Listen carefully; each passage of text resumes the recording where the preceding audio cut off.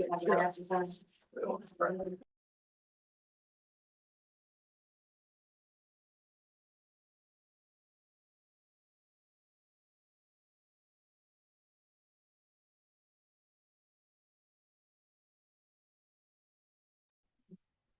right, we're live and recording, go for it. Okay. I'd like to call the policy committee meeting to order. It is 4:08.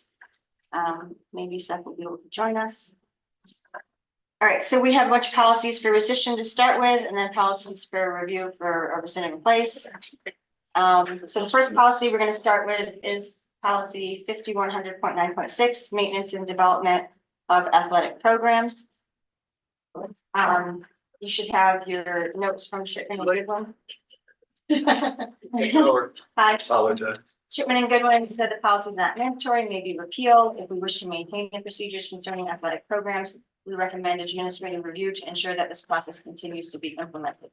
So I took a look at this, and my only issue was the current policy has a process for new sport requests. Yes. And so I wanted to make sure that we keep that somewhere.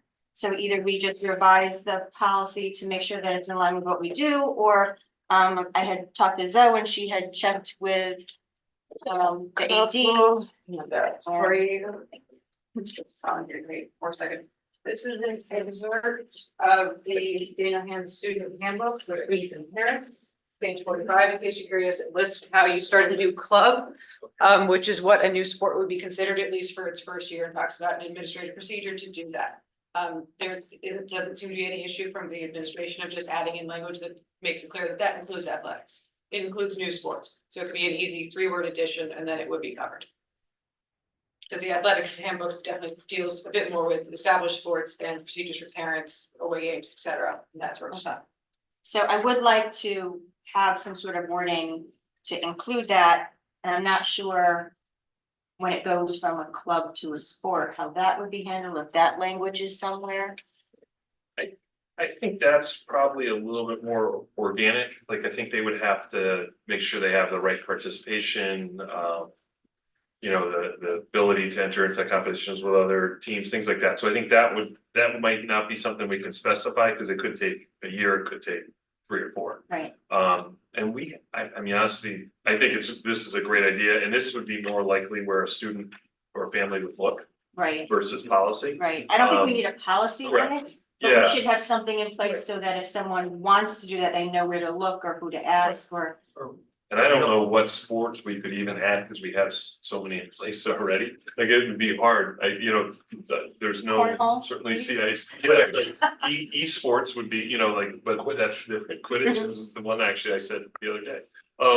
Like, what else is, there? I mean, we have downhill skiing, we have pretty much anything you can think of. So but I think that's right, and we can include some language in there for next year going Alright, forward. so we'll drop this on your desk to drop on TJ's desk. And, Sure. and then are you okay then, is the committee okay then with rescinding the policy today, as long as that gets put in?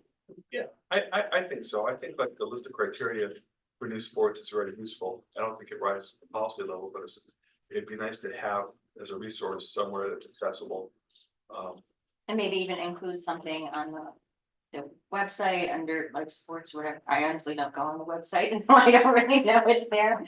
I mean, I have been on the website.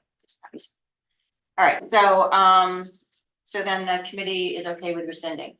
Yes. Yes. Okay. So then the next policy, let me just. 5110.3.1, police and schools. Shipman and Goodwin, the policy is not mandatory, may be repealed. If we wish to maintain the policy, they recommend review and consideration in light of the current MOU with the police department concerning SROs and police involvement in schools. Further recommend legal review to ensure separation between schools and police questioning students in compliance with confidentiality laws. So I think it's fine to rescind. I think we already have, an agreement in place with police that I wouldn't want to complicate things or have crossover or mix up of language. Thoughts, comments, committee? Craig, are you comfortable with? Yes, because I after this policy was written, but certainly, a number of years ago, we are required to have and maintain an MOU. The police department, which just was updated, for their accreditation.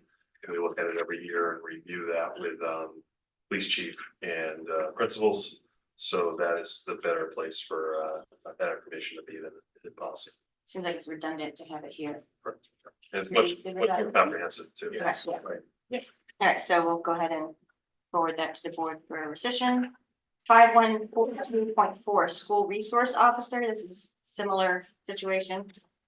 Not mandatory, may be repealed. By statute, the relationship between the board and the SRO must be provided for by written agreement. Blah, blah, blah, so this is the same thing, we have a written agreement. Right, with SROs, we don't, this is Yeah, redundant. the MOU covers both. Right. Yes. All right, so we're good, ready with Yes. rescinding? Yes. Next policy, 5120.9.5, automobile use and parking. Shipman and Goodwin say the policy is not mandatory, may be repealed. We may wish to keep this if we want to maintain some sort of regulation over the topic. Blah, blah, blah. I know that, I think Craig, you spoke with TJ and the administration about what they feel, and they would like it to be rescinded because they would like to have a more flexible policy with regard to, depending on the number of students and the number of people kids who actually drive to school, they can be more flexible with what they can allow, et cetera. So we don't really need a policy on that. And plus, it seems more administrative than something that we need to policy on. Correct. Thoughts, comments? I agree with that. I largely agree. Is there any policy level message or value that we want to convey that is worth keeping it in policy? I don't know. It's not the platform. I didn't feel so from the administrative side. I mean, it's largely, governed by the high school. It's, it does get a lot of attention due to our lack of, parking spaces, I think historically. But as Diane shared, there could be times where, maybe in the third trimester, we can open it up or to juniors, things like that, look at, different ways to do that. So we've been having those discussions, with the high school that would help them out, help our families out potentially. Is there any place where it says that parking is a privilege, not a right? It does in the language, we have we hold the, right to revoke it. Yes, and it's also included in the code of conduct for the high school. If there's any violations, that it is a privilege, not a right. Okay, yeah, I'm good at that. Yeah, That was conduct too. Also, it's, obviously specific to the high school. Yeah. It's not really like a Yeah. Yeah. district-wide policy, that's why Right. sixth graders driving to school. Okay, so the committee's good with rescinding this? Yep. Good. Okay. All right, next policy for rescission is policy 5140, school and community service. Shipman and Goodwin, again, say not mandatory, can be repealed. If we have any interest in retaining the policy, they recommend policy be reviewed for internal compliance and continued implementation. I am good with rescinding it. Any comments or thoughts? Yeah, I'm okay with rescinding it. I mean, I don't know that this policy actually makes a difference in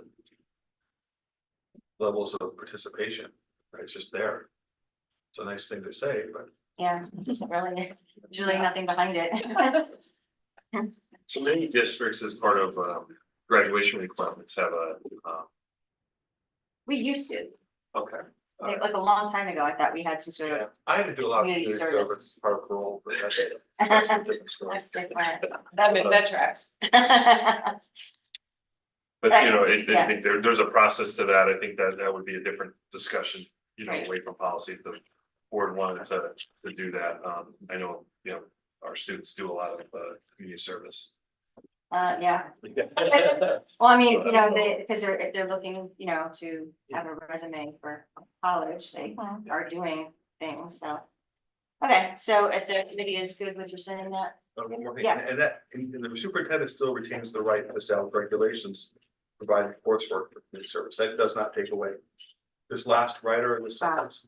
Oh, right, yeah, that would. I mean, you still retain that right regardless. and then I don't even know that that needs to be stated because it is Yeah. a general statute. Right. So. Okay. But good point. Right. All right, so committee's good with rescinding that? Okay. Yes. Next policy 9470, school attorney legal services. The bylaw is not required. They recommend repeal. And they recommend review to ensure the process of engaging council conforms with the district's business policies regarding requests for proposals, et cetera. Any discussion, thoughts, comments? I'm fine with rescission. Just another note that anything in the 9,000 series, when it gets to the board, needs a 2/3 vote. Would you like us to break that out in the agenda, or do you just want to make that? No, I just make the note Okay. because we typically don't have a lot of Yeah. dissension when it comes to rescinding policies. Okay. Maybe might someday, but. Any comments about 9470 school attorney legal service? Are we good with rescinding that, Woody? Okay, moving on. And then the next policy for rescission is 9480, again, bylaw. I'm consultant sorry, board. The only question I have going back to school attorney legal services. We don't think in any way that's gonna harm our ability to also include a line for legal services in the budget, right? I mean, this isn't like an authorizing I know. policy that would Yeah. prevent us from putting a line in the budget. I just want to make sure procedurally, we're not shooting ourselves in the foot. Okay. I think if anything, it might interfere with the way that we do business, you know, as a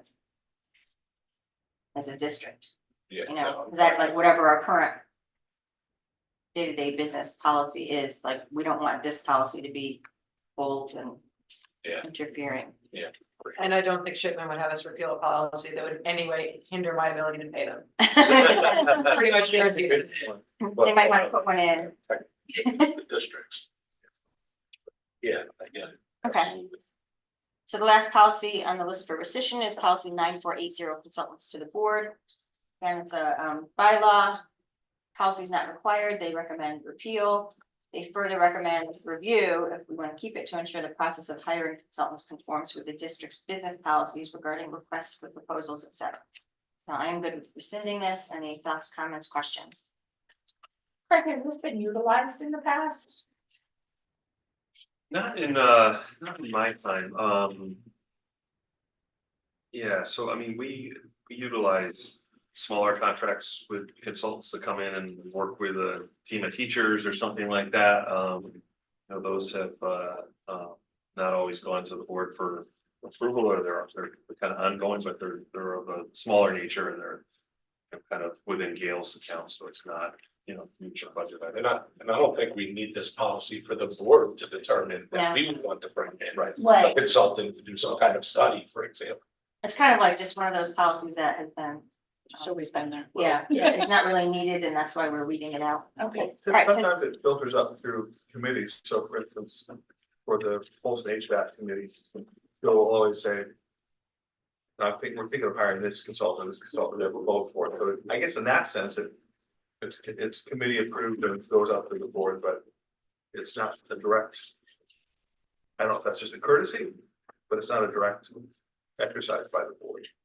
Right, Right, or, you know, like we did the enrollment study, the Right, consultant that was used to that, you know, notified the board, but the board didn't vote on it. And it seems to me like Shipman is saying, we don't require an enabling policy to permit us to, you know, vote to bring in a consultant for any reason. Like if we suddenly had a discussion on the record that we want to do a study on something, that we could then vote. I think There's that's- nothing stopping us from voting to Yeah. hire a Just like consultant. regular board business. Yeah, exactly. Need a policy for every business Yeah. thing that we do. All right. Exactly.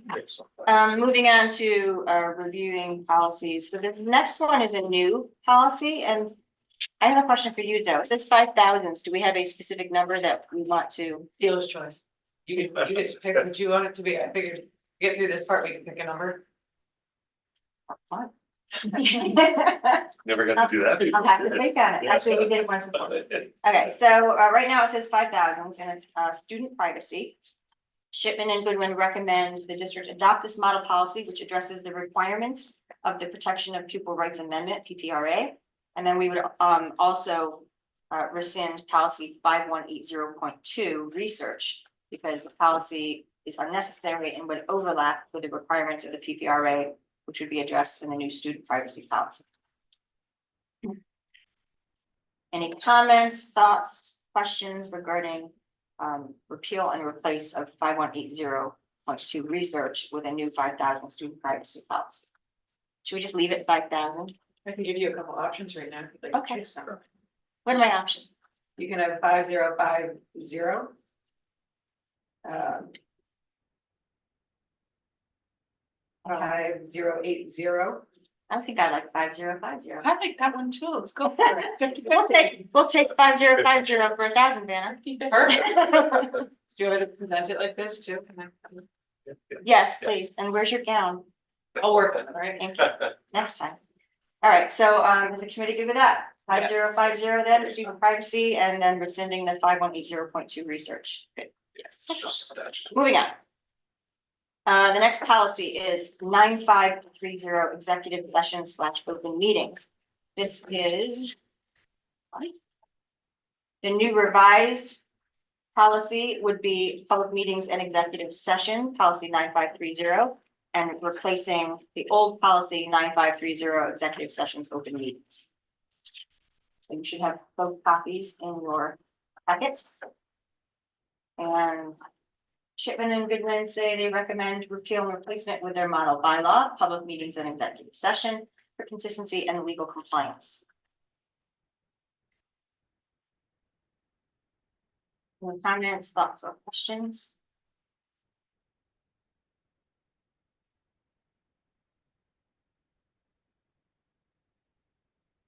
This might be a good one, actually, for review for some, for all of our board members. Just to review what executive sessions are for. I think this language, the new language is better and perhaps more comprehensive. Yeah. There's a lot more in that.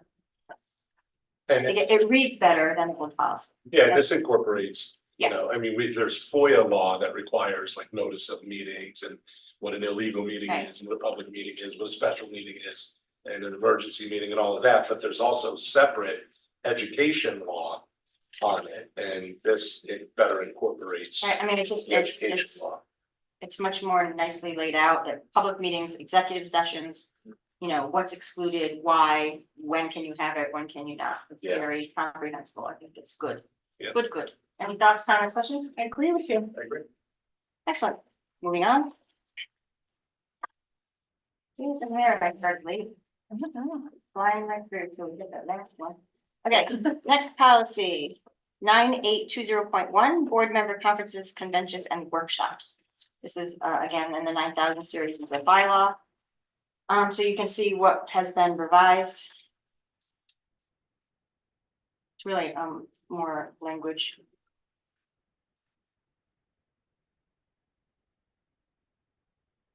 I am good with the revisions. Anyone else has any comments or questions, or thoughts or concerns? I'm fine with the revisions also. Things you can, Looks good. good, moving on. Policy 9840, another bylaw, reimbursement of board member expenses. This is the current policy is board member compensation and expenses 9840 to be replaced by the new 9840 reimbursement of board member expenses. Pretty straightforward. They recommend repealing the old bylaw and adopting their model bylaw for consistency.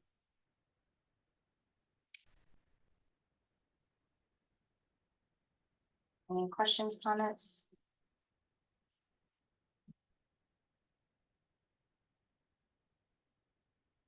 We often, as board members, need reimbursement for lodging. All right, if everyone is good with that, we'll go on to the last. Diane, if I may, just one question Sure. on that one. Lines 29 and 30, you see in italics, it has the space that allows you to input like a specific threshold for what would be reimbursed for meals or something like that. You don't have to include it, you can leave it general, but just what would you prefer I do? Okay, Then we're gonna have to revisit it, you know, like whenever. I would just Increase. cross off the specific meal amounts, maybe noted here. I don't think. It says reasonable expenditures. I think that's simple language enough to be. I just want, Yeah, that's fine. thank you. Thank you for pointing that out. All right, so then the last policy,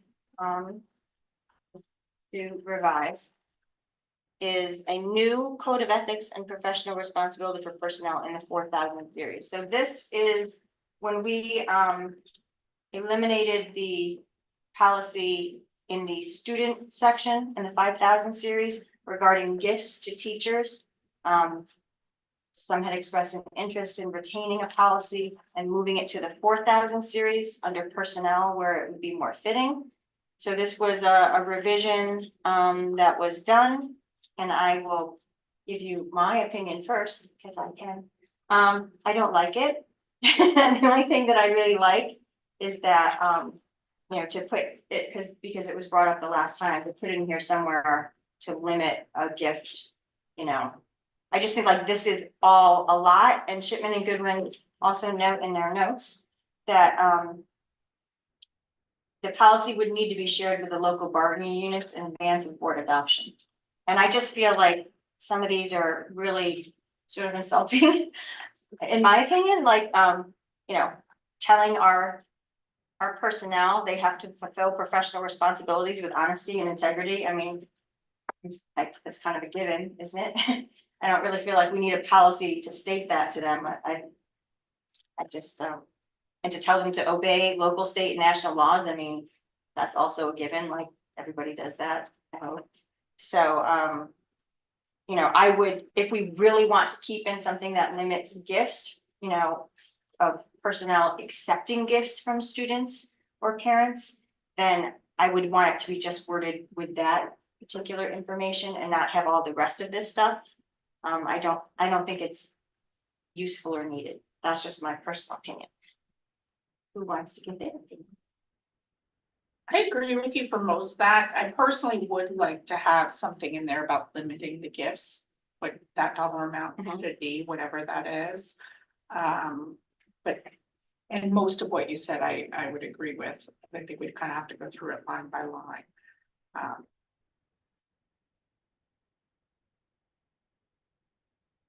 I think there's a couple Right. things in there that would be helpful to have. So, yeah, let Gail talk next. Oh, sorry. Sorry. Yeah, I thought, nice, but largely superfluous. Right. Questions about the ordering of things. And, is there any group in our system, bargaining unit or otherwise, that does not have a code of ethics or conduct? The teachers do, administrators do. So all the other ones would not have something in place. I agree with everything said here. I think that it could cut both ways. We could have the bargaining units be offended or not want it implemented. I imagine like our teacher group, for example, I shared with them something that's going in front of the board tonight in the board meeting, and they shared that with CA. I think they shared this with CA. They expressed some concerns with it. It could be useful for times when that is not fulfilled. It's also say, violated the code of ethics for the Board of Ed as well. There's some language in here about notifying supervisors of certain things. So there's some pieces to it, but I also know. But would it be conflicting with their collective bargaining units? I wouldn't want to have to keep revisiting it every time, Right, I think we'd end up potentially having to negotiate over it, so that's my concern. I wonder if Zoe and I could ask Shipman and bring it back for next meeting. Have other districts implemented this? Have they had any issues with it? Has it been helpful? Things like that. That could be a question specifically for Tom and not our policy person. So yeah. that could be helpful for us to know. Yeah. Can I ask, line 54? Beginning at 54 and then, numbered sections 15 and 16. Teachers must adhere to the Connecticut Code of Professional Responsibility for teachers, and administrators must adhere to the Connecticut Professional Responsibility for administrators. Are those part of the, teachers and, administrators, contracts right now? Those references to the They're part of statutory section? holding certification in the state of Connecticut, so the state of Connecticut can remove certification for certain reasons. And when anytime a certification is renewed, they receive a copy of that, and so they're basically agreeing to adhere adhere to Okay, that. so by virtue of that regulatory authority Yes. We, at the state level, if we found that a teacher or an administrator were to violate one of these things, it would be grounds for us to act as well. correct. So we don't need to separately. Not necessarily, I would be just. It's kind of stated in their collective bargaining agreement, something similar to that, maybe not, you know, explicitly, I just feel like I remember reading it. Well, I don't know, maybe. But if I understand you correctly, we do have personnel who do not have code of ethics. Correct. Okay, right, as part of the certification, right? And I kind of agree to some extent with Maureen's inclination that, you know, there's gotta be some reasonable way to kind of limit, make sure that we have some very wealthy people in Madison. And, you know, I have heard of some crazy gifts,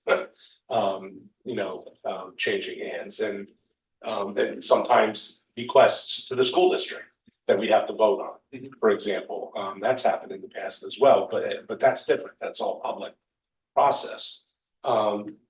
So, I mean, I kind of still struggle with, this is way too long. It's way too It's too detailed. much, And it's offensive probably from the teachers and administrators' think so. perspectives. But there must be some way to address just making sure that there are not like gratuitous. All right, I have a gifts. proposal then.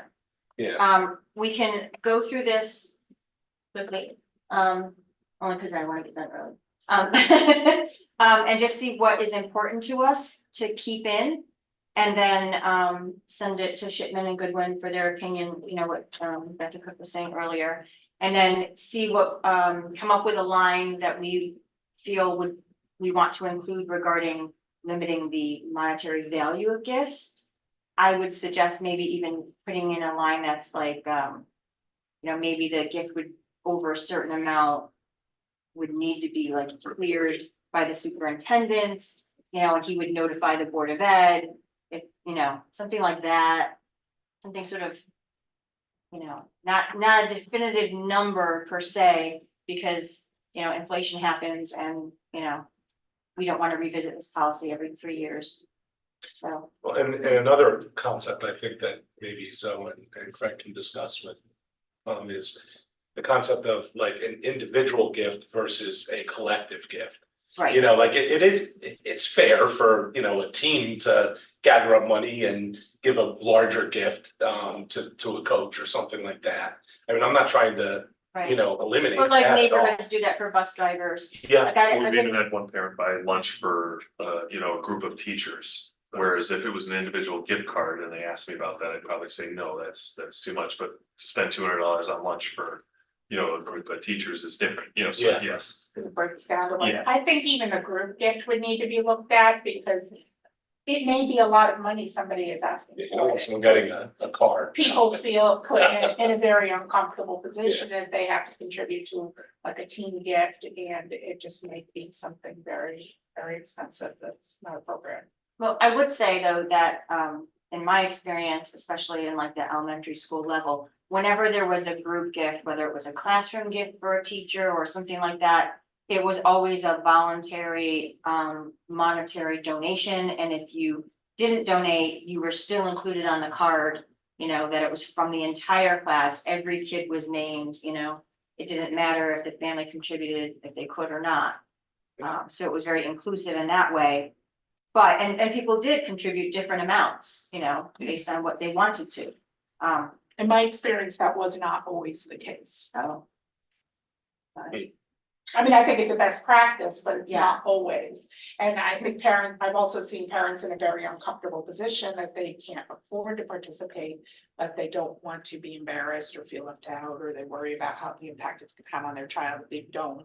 So they end up contributing more than they would like to or could afford to. It just should be some reasonable number, I think. The It could teams, be a high number, but Yeah. just something reasonable that.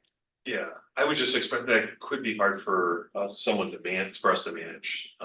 For instance, coaches' gifts that's typically given at the banquet or something like that. It never passes hands of Chris or principals, It's done so. by the boosters. And if you had 60 fencing, families all contribute $10. Yeah. Wow, you know, suddenly that's, Well, maybe that's what you look at, Yeah. like, you know, what, okay, so, I don't know, per student or something. I agree with you, it's gonna be hard for us to manage, because I know that it has been in the board of policies in the past, that it was a dollar amount, and the gifts still exceeded that.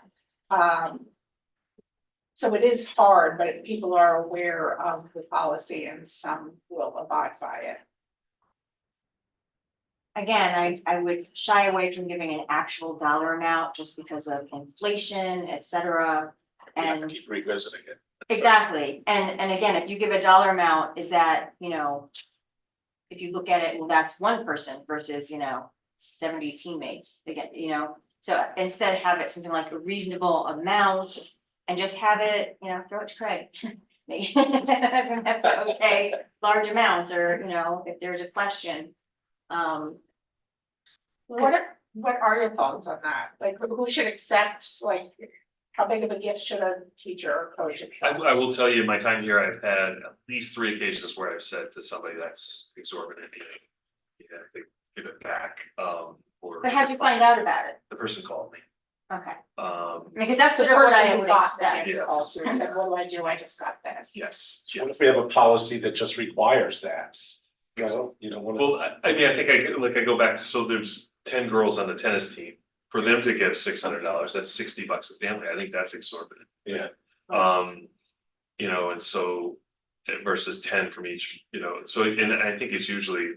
I've seen, and I'm sure it's not like that all the time, but I've seen like it up to $20 or something like that, like, or, you know, or this is what we wanna buy, coach. Could you contribute what you feel comfortable with? That's most of the time. I think I haven't heard too many complaints about that.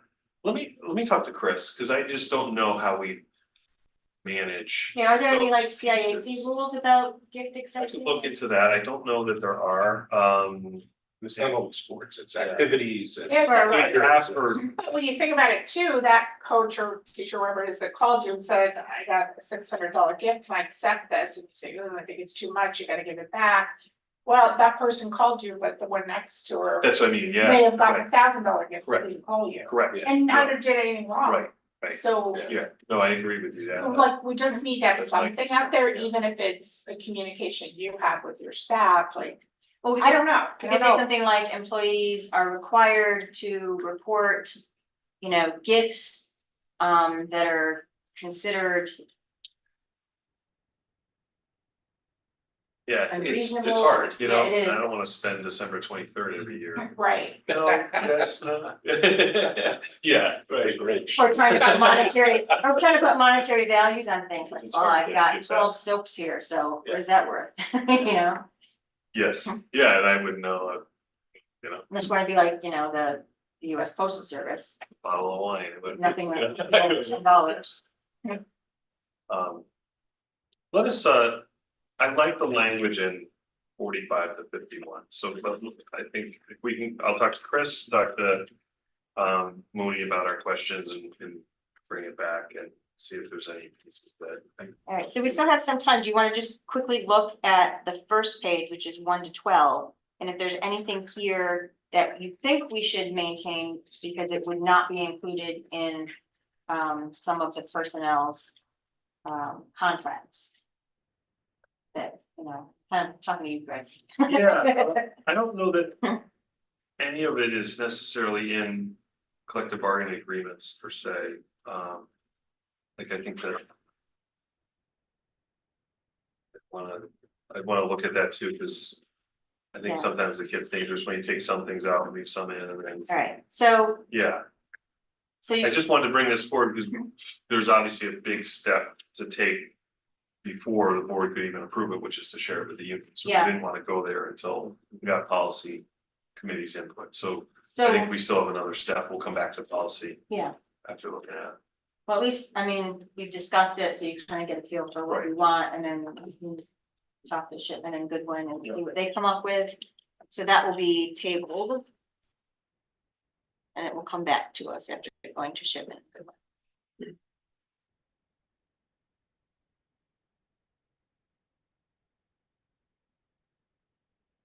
All right.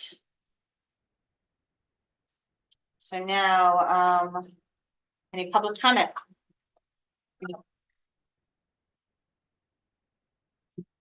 Any comment from the committee? Can we adjourn? That's 4:42. Motion to adjourn? Sure.